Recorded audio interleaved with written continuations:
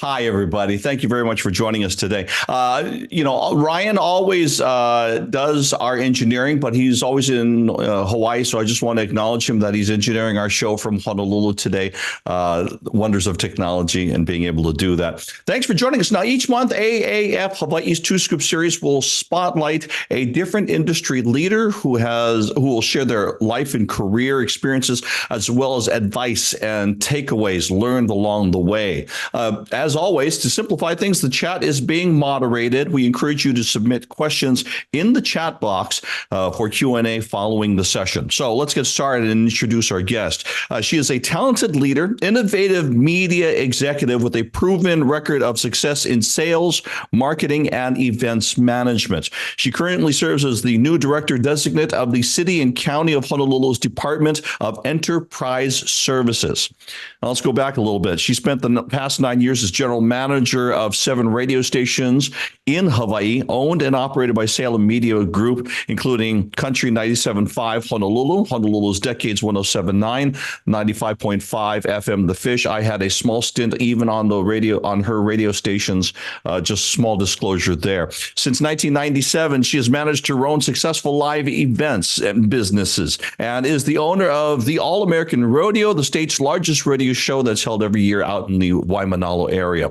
The Department of Enterprise Services oversees operations over a wide range of city recreational facilities. We'll jump into that and what that includes. The department also coordinates all of the city's concession contracts. Ladies and gentlemen, we are pleased to welcome Hawaii entertainer and also businesswoman Dita Holifield is here today. Yay! Oh, thank you. So excited to be here. It's an honor to share my journey and, the years that I've shared with you and several of the members that have asked me to be here today. I'm excited. All right, let's get started. What inspired you to transition from your successful career in media to go work for the government as the director of enterprise services for the City and County of Honolulu? I mean, there is 2 words to that answer, and it's Rick Blangiardi. I always wanted to work for him. And when I was in radio and we would work with, your company, Billy V and Hawaii News Now, I'm just such a fan of his. And I really hungered for a local mentor. I had done 17 years with Salem in a row. And I was hungry for a change, and the opportunity arose. And I was just like, you know what? I think I can do a little bit of everything that the job needed. And I just jumped right in. Wow, it's amazing. Let's go ahead and step back a little bit. Throughout your career, what strategies have you found most effective in navigating transitions between different industries, different roles, such as your move from media to public service? I think the secret to transition is to, first of all, really look into your own self and what your strengths are. Play to your strengths, identify your weaknesses, and make sure before you transition, you feel like your strengths are strong enough to overcome the weaknesses and that you have a plan that will help you through your weaknesses. Gather good teams, look ahead, look at what you can control, and look for allies and pod partners, if I like to call them, whether they're outsourced resources or internal. Before I took the job at the city, I really looked around at the people that I knew that worked in other departments and really tried to make sure as I made the move, I knew what I could do and I could hire people that could help me, or I could latch on to the people that were there. You mentioned that, you had wanted to, in your experiences with the current mayor, Rick Blangiardi, that you wanted to work for him. Were there other people in your career before Rick Blangiardi that you said you wanted to work for and got a chance to do that? Well, yes, absolutely. When I first started in radio, our company was mainland owned, but about year 2, Jeff Coelho, he used to own Kumu Radio. He was a founder of radio in general, but he also worked for Mufi Hanneman as chief of staff, or I think he was managing director. And so I got to study under him for 3 years. And I know Christine Gaspar is on this call too, and she really excelled and learned a lot. I know from him as well. So Jeff Coella was definitely a huge mentor, but I've had a lot of people along the way, a lot of strong women. Carol Kai was instrumental in me transitioning as a singer to a business person. Same thing for Jan Brenner. I had big time people that were in their career. And then the last couple of years, I've been mentored by Karen Blangiardi and Governor Linda Lingle. So I've always really tried to find a mentor that could really help me and encourage me through the dark times, but celebrate the good. Yeah, as someone who has successfully managed your own business, along with holding leadership positions in larger organizations, what kind of advice would you give to aspiring entrepreneurs who are looking to balance autonomy with, say, collaboration? So my first advice is, as much as we'd love to say we're all autonomous, I don't subscribe to that, because there is no way, even if you own your own business, that you don't need so much outside help. So the second that I moved to Hawaii, all the different people that I met through singing or whatever, I would get to know them and they became resource partners. So I think if you have an eye to become an entrepreneur, to be autonomous, you're still going to need someone that's going to help you with your banking, someone that's going to help you if you need sound and lighting or whatever your events or people to come or social media help. How do I get marketing to come and have your business excel? So being autonomous is actually being the most resourceful with the most people possible. Let's talk about sales and marketing for a couple of moments. What key lessons have you learned that you believe are universally applicable to professionals in any field? So I was a piano major in college. I was going to sing my whole career. I never, ever saw the path forward that I'm in. But the one thing that I learned early on in college through my father was how important sales is, sales in general. Like because you have to sell yourself. I mean, that's where you hone your skills on selling your dad when you're a little girl. That you get him to say yes to the things that you want. But basically, that's it. Learning how the sales process. I've read hundreds of books. I've taken training classes, attended seminars. But sales is the foundation, in my opinion, on how you become successful. Because you always are selling something on some level, whether it's your project or your services or why they should hire you over someone else. Sales, sales, sales. You know, a lot of people that are watching this are people that are just getting into the business. You know, they are just coming out of college or they're finishing up. And so you mentioned that you read books. Do you seek out things online and also tangible things like books to advance yourself? How often do you do that? How do you make time for something like that? So all great questions. Thank you, Billy B. I mean, there's never enough time. So what are your priorities? If you're especially just getting started in a new field, no matter if you're young, middle, or old, you really need to do your due diligence so that nobody's going to say, I'm going to train you from A to Z. You really need to take the time to invest in yourself. I love to read. I still read at least 2 books a month. It might not sound a lot, and I'm always looking to grow and learn new techniques. So there's a ton of great sales books out there and in marketing and self-help as well. I want to, before we dive into what you do with the city and county of Honolulu, I deliberately omitted a portion of your bio here because I wanted you to be able to explain it in person rather than me reading it for everybody. So, Dita, what do you do and what areas of the city and county do you get to touch in your position?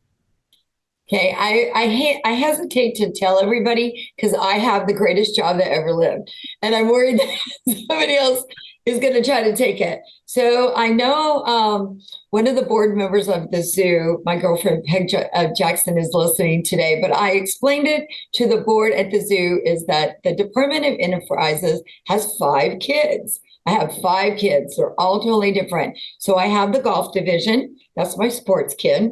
And then I have the zoo, which is my animal lover child. And then I have my building services. That's all the maintenance of all the facilities and the grounds for the zoo and the golf course. And that's my carpenter kid. And then I have our concessionaire, who are the concession department, and that's where we have parking facilities. We manage food and beverage at the beaches or at the golf courses, and that's my entrepreneurial child. Or your hungry child. And then my last child, which is the funnest child sometimes, and that is our Jay Park, who runs our division now. He's doing a fantastic job, but we oversee the Blaisdell, the concert hall, the Waikiki Shell, the exhibition hall. We have suites. And so the entire campus, we call it the Blaisdell campus, is under me. So I have 5 kids, all siloed with their each different things that I'm responsible for. And gosh, trying to be a like a soccer mom and delivering everybody to all these facilities, if they were really children. What is your time management like? How do you keep all of this between your 5 kids together? That's a huge challenge, just like any mother would for their family. But I prioritize, and it changes. You have to update your priorities. The first thing that I looked at when I started, number one, because the Enterprise Services Division, we are the money making.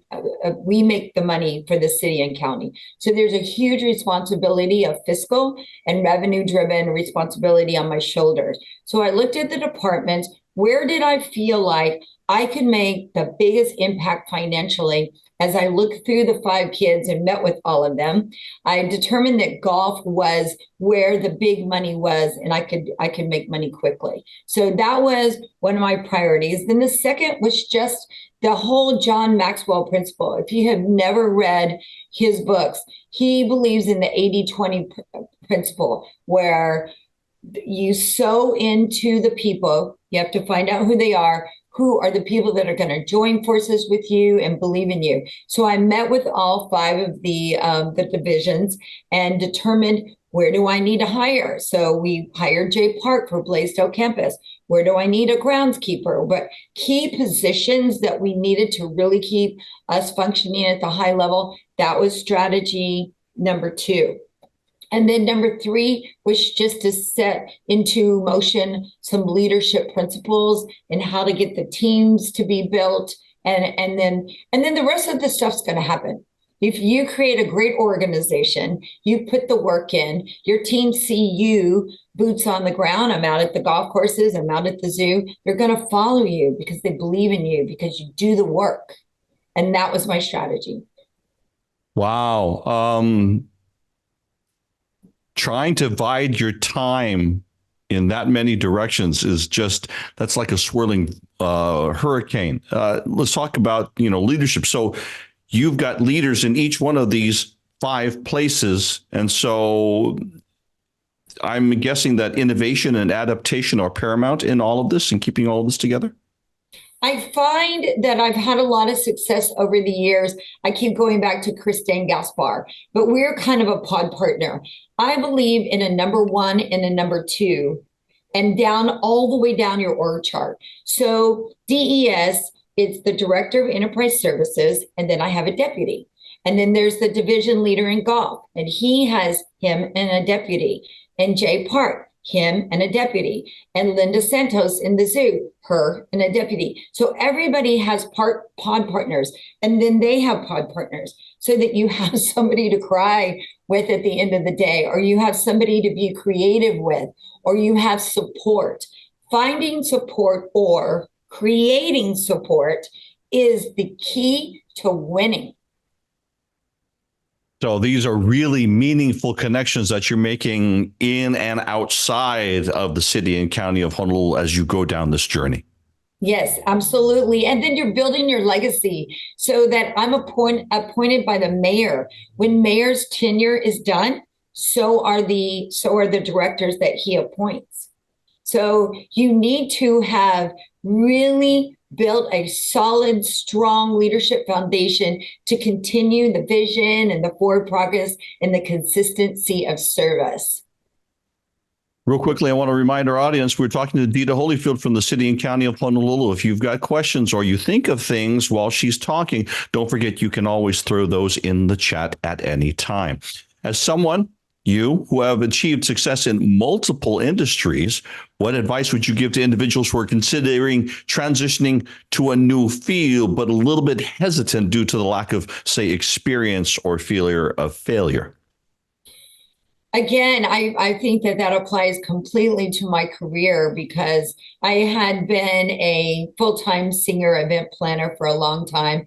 Then I jumped into radio for 17 years. And then at the I would think this is probably the last piece of my puzzle and my season in my career, is that to move so much later in life is some of the principles that I had previously talked about, just where you're well-rounded, you've volunteered for things, you've done things, don't silo, get out there, always learn, always read, ask questions, volunteer, learn what's out there for yourself and believe in yourself, but be prepared so that when you are ready to jump or you have an opportunity, you're going to be successful. Can you share a memorable career challenge? And it doesn't have to be a career challenge inside of city and county of Honolulu. It could be anytime, anywhere. A career challenge and how you faced it and overcame it.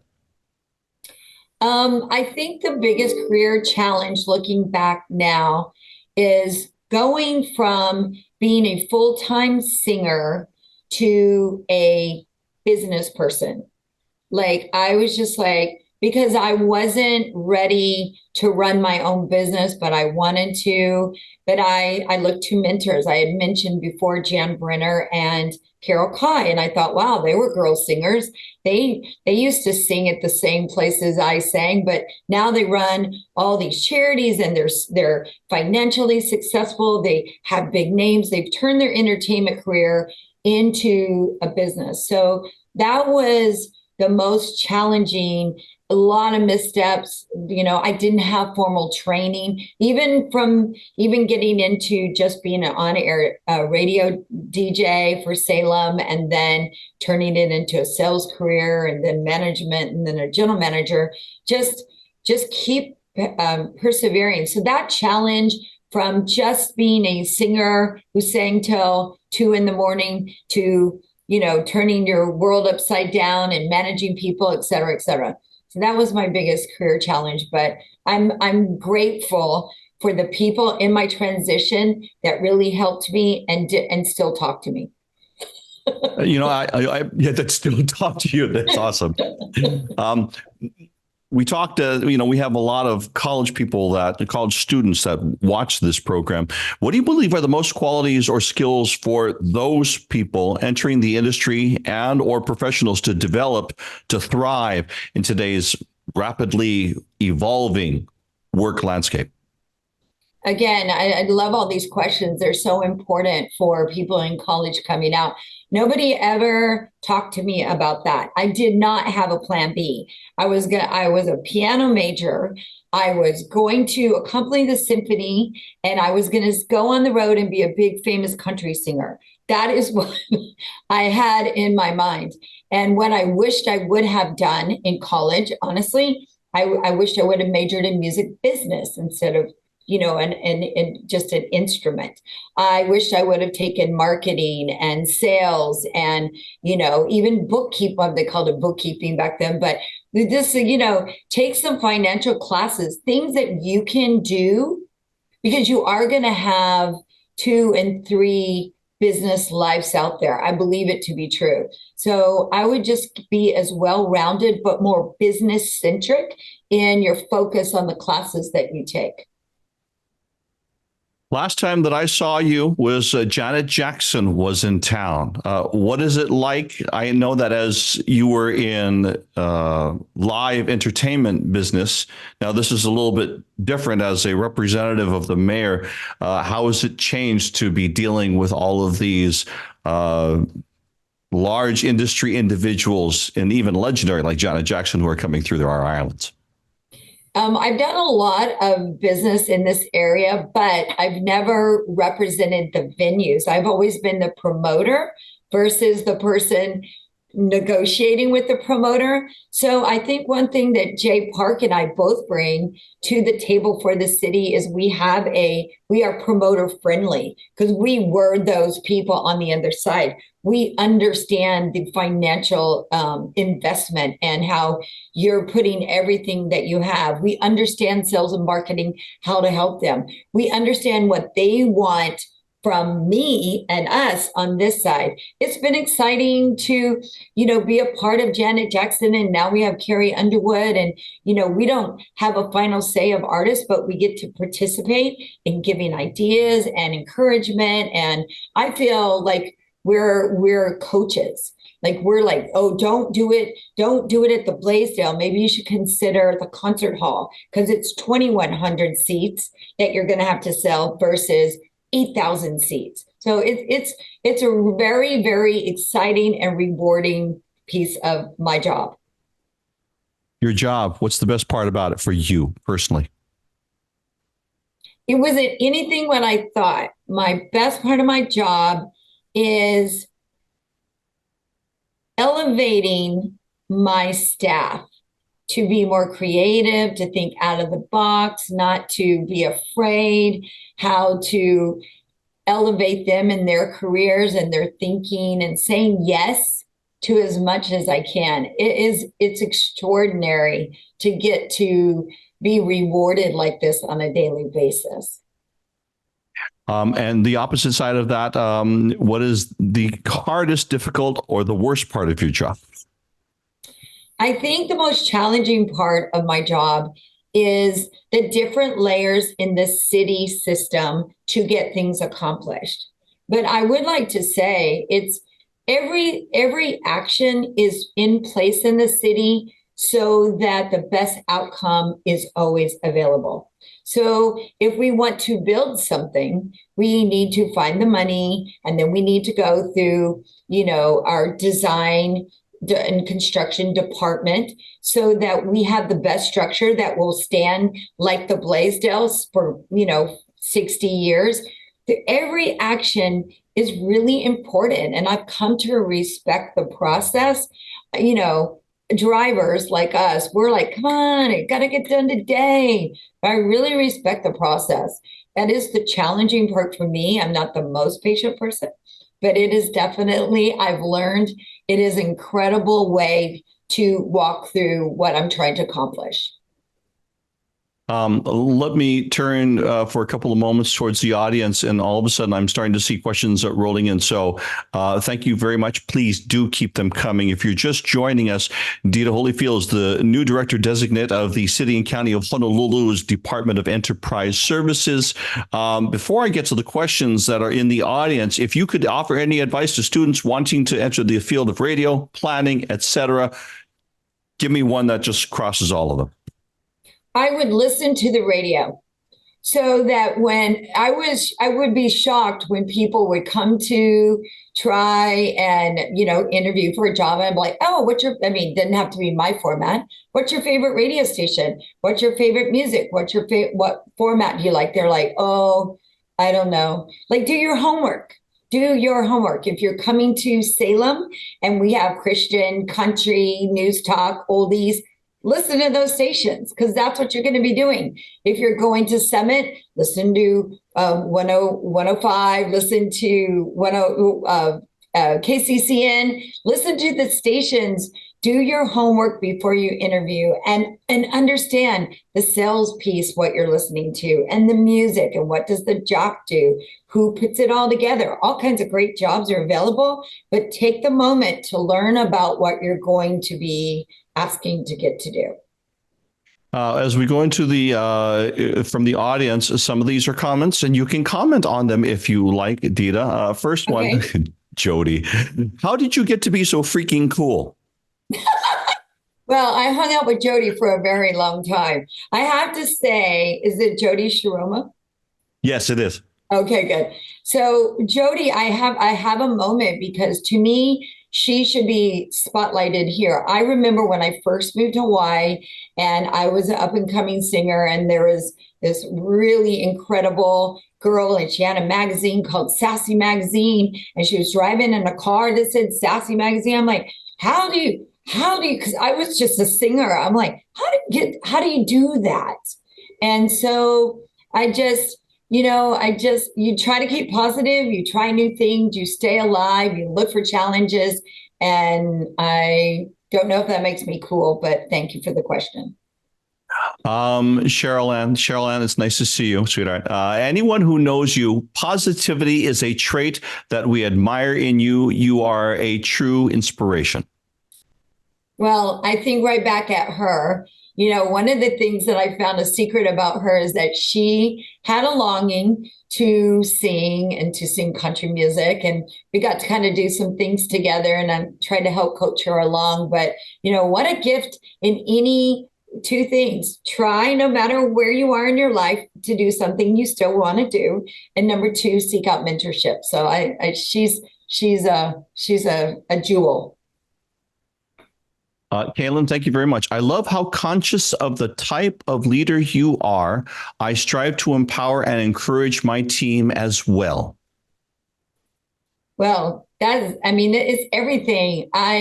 If you're not a good leader, the statement is, if you call yourself a leader and you turn around and nobody's standing behind you, you're not. And so you need to build your tribe. You need to get to know your people. You need to find out, put them in the right seat in the bus. You need to get to know what they like, what they don't like, what's their love languages. It's all about that. From Jerry, there's more questions. I have to scroll back. Does doing what you do now take away from doing some of the rodeo events you're known for? So that was a consideration. Thank you. Because that is, you always have your secret love, and mine's my rodeo. I worked through the system. I met with Mayor when he first asked me to look at joining the team. I met with ethics, which I needed to make sure that everything that I'm doing in my role, which is such a broad scope, doesn't conflict with anything that the rodeo outcome. So I went through ethics. I passed. I can do more rodeos if I'm hoping to get to do at least one more. So, again, it's just about tenacity, don't giving up on your dream, trying to bridge people together so you can get your yes. I'd like to see about your comment on something. Whenever you ask people that, I always like to preface that because they all of a sudden go, oh no, what's somebody going to ask now? Dr. Peg says, ask Dita about singing happy birthday to the baby rhino at the zoo on Friday. So I've been chosen. I'm so excited to sing happy birthday. The zoo is such a fabulous treasure place. Just received the award of number 4 by USA Today and the nation. We're so proud. So we have a baby rhino just in the cultural experience of Hawaii, turning 1. So we're having a giant birthday party, and I've been chosen to sing happy birthday. So I'm very excited about that. Let me hear. I'm having to go because the font sometimes, and it's a little bit farther than my eyesight. I need my glasses. Christine, hi, good afternoon. What's the most memorable event you've done? And then when is the next rodeo? Very nice. So I'll go backwards. I'm hoping it's the end of September. So we're looking forward to that. There's been so many memorable events that I've done. There's the most elevated, most ticketed event I've ever done. I helped produce the monster truck at the Aloha Stadium, and total ticket sales were 91,000. the most ticketed event in the history of Hawaii. So that was memorable, but there's been so many. I've done demolition derbies. I've done pumpkin patch events. I've done air shows. We've done, I think one year, Christine Gaspar and I did like 12 events at the water park. I've done snow days. I've done Hawaii's largest Easter egg hunts. That was like 20,000 Easter eggs. Never again. So I've done a lot of crazy stuff. Yeah, Easter eggs. It's always not finding them and discovering that they're somewhere nearby 3 weeks later. That's the problem. Yes. Let's see. Jerry says lots of really good leadership suggestions and insights. Thank you, Jerry. I appreciate you. If there's any time that I can mentor anyone, my doors are always open. Some of the fondest and greatest memories that I have are people who I used to manage more with a heavy hand, maybe than I do now, but they've come back to me and just said, man, you made it so hard on me, but I certainly, excelled and learned from principals. And so hopefully I can continue with a softer sell, as they say, with mentoring. So Jerry, if you need any advice, I'll do what I can, and maybe you can help me as I navigate my new career. I'm going to give you an open window here, Dita. Anything new, upcoming, you or city and county that you can talk about right now? Yeah, I'd just love to hear, you can be successful. I've been in only 7 months. In 7 months for golf, we have hit our first $1 million month. We hit $1 million in revenue in January, in February, and March, and we're going to hit it again. So our milestone went humongous. So that was exciting for golf, and we're going to have more tournaments and things like that. And then for the zoo, just to be named number 4 in the nation, but to see the city and to see the board and the members of the zoo and the community and the media come together to get that vote. It was like Ian Tongi winning, American Idol. It was so much effort. And so just to be a part of the community I'm so proud of that. And then for the Blaisdell campus with Jay Park and new leadership, we've already had huge concerts and events, and we have so many more. We have the Green this weekend. We have Carrie Underwood in July. We have James Taylor. We have the symphony. We have the opera. We have Kilohana at the a free hula show. So much elevation, so fast, and that's what you can do if you put your mind to it and you find that special 20% that will be your pod partner. Let me see. Sheena, this is a really good question. How do you recharge? I can't say I've always been successful in that piece of my career. Now it's intentional. It really is. I have moments in the morning, you have to, and especially for people who are married and have kids and families and all these other things you're doing, you really have to be intentional on that time, because it's like when you're in a plane, they tell you put the mask on yourself first before your child. You have to give yourself oxygen to take care of everybody else when it's time. Is there anything specifically that you do to recharge? What rejuvenates you specifically? I have learned I do my devotionals in the morning, every single morning. I go to church on Sunday mornings, but I really try to sow more into friendships that are not in a work-related situation, so that I can be regular sometimes. And it's not about what I'm doing, it's about what others are doing. So those are my tips for the trade. All right. Any last words, Dita, here on the show? I just wanted to encourage anybody to follow their dreams. I mean, I'll be sitting in cabinet with mayor, and you've got attorneys and all these different people, and the head of the fire department and Chief Logan with HPD. It's so dauntingly humble.